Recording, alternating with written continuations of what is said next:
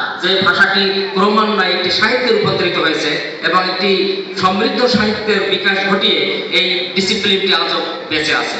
ফলে এখনো তো আমরা উর্দু ভাষার গান, উর্দু ভাষার গজল, যেটি অপ্রতিদ্বন্দ্বী অন্য যে কোনো ভাষা এবং সাহিত্যের চেয়ে অনেক আকর্ষণীয়, মানুষের বিবেককে তাড়া দেয়, মনকে নাড়া দেয়, এমন ধরনের সাহিত্য উর্দু এর কবিতা, গজল সবকিছুই কিন্তু এই ধরনের আকর্ষণীয়। সুতরাং এটি পাকিস্তানপন্থী বা পাকিস্তানের একটি ভাষা এই হিসেবে যদি কেউ ধরে নেয়, তাহলে বিদ্যা চর্চার ক্ষেত্রে খুবই একটি অবিচার করা হবে এবং সেটা ভাবার কোনো কারণ নেই। সুতরাং আমি মনে করি যে তোমরা কিন্তু বাংলা, ইংরেজি এর পাশাপাশি আরেকটি গুরুত্বপূর্ণ ভাষা, যেটা বিপুল সংখ্যক মানুষ এই ভাষায় কথা বলে, সেই ভাষাটি তোমরা আয়ত্ত করতে পারছো। সুতরাং তোমাদের জন্য কিন্তু একটি বাড়তি সুযোগ, যদি তোমরা এটার সাহিত্য এবং ভাষা যথার্থ রূপে আয়ত্ত করতে পারো, সমর্থ হও, তাহলে কিন্তু এই অবদান রাখার যথেষ্ট সুযোগ তোমাদের জন্য রয়েছে। এই সামান্য কয়েকটি কথা বলে শেষমেশ একটি কথা বলবো, সেটি হলো যে ঢাকা বিশ্ববিদ্যালয়ের অঙ্গন, ঢাকা বিশ্ববিদ্যালয়ের প্রতিনিধিত্বকারী কোনো একটি অনুষদ যদি বলি, তাহলে প্রথমেই আসে কলা অনুষদ। কলা অনুষদ হলো প্রথম অনুষদ। কলা ভবন এবং ঐতিহাসিক বটতলা, অপরাজেয় বাংলা, এই প্রতিষ্ঠানাদি হলো ঢাকা বিশ্ববিদ্যালয়ের প্রতিনিধিত্বকারী প্রতিষ্ঠান।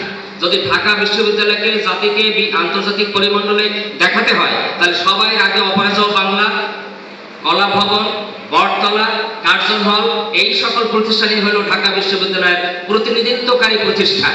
তোমরা সেই অঙ্গনে আছো, কিন্তু আমি যে কথাটি বলতে চাচ্ছি সেটি হলো এই অঙ্গনটি পরিষ্কার পরিচ্ছন্ন রাখা অত্যন্ত জরুরি। এই অঙ্গন আমাদের, এই অঙ্গন তোমাদের। আমরা এখানে থাকবো, তোমরা এখানে থাকবে দীর্ঘদিন, কিন্তু সবচেয়ে বড় কথা হলো উদার এবং অসাম্প্রদায়িক দৃষ্টিভঙ্গির মানুষ যদি তুমি হও, তাহলে তোমার উর্দু বিভাগ কোনো বাধা নয়। বড় মেসেজটি হলো বিশ্ববিদ্যালয়ে তুমি উদার এবং অসাম্প্রদায়িক চেতনার মানুষ হিসেবে গড়ে উঠবে। তুমি হবে উদার, তুমি হবে অসাম্প্রদায়িক, তোমার মধ্যে থাকবে মানবিক গুণাবলী, মানবতাবাদী চেতনায় তুমি উদ্বুদ্ধ হবে। যদি তাই হও, তাহলে তোমার উর্দু বিভাগ ঢাকা বিশ্ববিদ্যালয়ের ঐতিহ্য যেভাবে ধারণ করতো, সামনের দিনগুলোতেও সেভাবে এগিয়ে যাবে। এবং এই ক্যাম্পাস, এই আঙ্গিনা, এটাকে পরিষ্কার পরিচ্ছন্ন রাখার আমরা যে উদ্যোগ নিচ্ছি, তোমাদের যদি সহযোগিতা করো, তাহলে এই অনুষদের একজন গর্বিত শিক্ষার্থী হিসাবে তুমি এই জাতিকে অনেক কিছু দেওয়ার সামর্থ্য অর্জন করতে পারবে। এই সামান্য কয়েকটি কথা বলে এই বিভাগকে আমি ধন্যবাদ জানাই, কেননা সামনেই সাংস্কৃতিক অনুষ্ঠান আছে, সকলেই উদ্গ্রীব হয়ে আছে।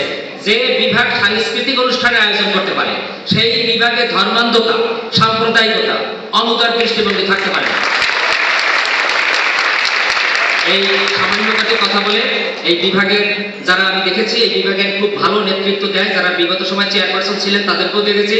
বিশ্ববিদ্যালয়ের সামগ্রিক কর্মকাণ্ডে, অনুষদের কর্মকাণ্ডে তাদের অত্যন্ত গুরুত্বপূর্ণ অবদান থাকে, অংশগ্রহণ করে। বর্তমান চেয়ারপারসন ডক্টর মোহাম্মদ ইসরাফিল, তাকেও দেখেছি যে বিভাগের সকল কর্মকাণ্ডে আমাদের সাথে যোগাযোগ রাখেন, ভালোভাবে পরিচালনা করার তিনি প্রয়াস নিচ্ছেন। এবং আমরাও আমাদের তরফ থেকে, বিশেষ করে এখানে আমাদের মাঝে ঢাকা বিশ্ববিদ্যালয়ের মাননীয় পুরোপাচার্য শিক্ষা আছেন, যার সাথে আমরা একাডেমিক সকল কার্য সবসময় যোগাযোগ রক্ষা করি, তিনি সকল ধরনের সদয় সহযোগিতা প্রদান করেন। এবং আশা করি যে এই বিভাগের প্রতিও তার সদয় দৃষ্টি সবসময় থাকবে, যেভাবে বিগত দিনে ছিল।